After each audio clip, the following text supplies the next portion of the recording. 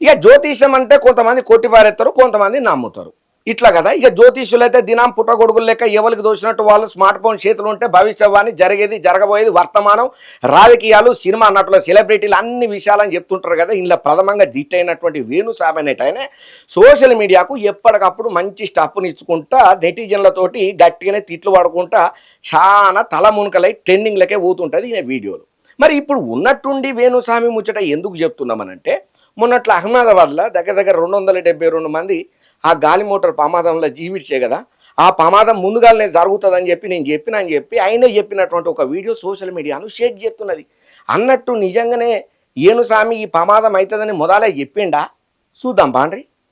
ఇక అహ్మదాబాద్లో అయినటువంటి విమాన ప్రమాదము ఉదయ విదారకం అని ప్రత్యేకంగా చెప్పాల్సిన పని లేదు. ఎయిర్పోర్ట్ కించి టేకాఫ్ అయిన కొన్ని నిమిషాలలోనే ఒక పెద్ద బంగ్లా మీద విమానం కుప్పకూలిపోటుతోని దగ్గర 272 మంది వరకు జీవించిండ్రన్న సంగతి చాలా బాధ కలిగించే ముచ్చటనే. ఇక ఈ విమాన ప్రమాదంలో షిర్పు ఒకడే ఒక అన్న పానాలతోని బతికి బట్టగట్టిండయ్యా. ఇక ఇట్లా విమానం ప్రమాదం అవుతున్నదని ముందుగానే పసిగట్టిన అన్న దబ్బుమని బయటకు దునుకుడుతోని పానాలు బచాయించినాయని చెప్పుకుంటూ వచ్చిండు. ఇక ఈ అన్నను మోదీ సార్ కూడా ప్రత్యేకంగా పోయి కలిసి దవాఖాన్ల పరామర్శన కూడా చేసిండు. ఇక ప్రస్తుతానికి సోషల్ మీడియాలో ఈ విమానానికి సంబంధించిన వార్తలు బాగా వైరల్ అయినాయి. దీని మీద సినిమా రాజకీయ ప్రముఖులు చాలా మంది రియాక్ట్ అయ్యి వాళ్ళ సంతాపాన్ని అయితే తెలియజేసిండ్రు కదా. ఇక ఈ వార్త కొంచెం బాధాకరమైనది అయినప్పటికీ ఇక ఇప్పుడు ప్రముఖ ఆస్ట్రాలజరు వేణుస్వామి సారు సోషల్ మీడియాలో ఒక వీడియో పోస్ట్ చేసింది వైరల్ అవుతున్నది. మరి ఉన్నట్టుండి వేణుస్వామి ఎందుకు వచ్చిండయ్యా వార్తలకు ఈ మన ముచ్చట్లంటే 2025 ఉగాది పండుగను పురస్కరణ చేసుకొని వేణుస్వామి సారు చాలా ఇంటర్వ్యూలలో పాల్గొనుకుంటా పంచాంగ శ్రవణం చెప్పిండు కదా.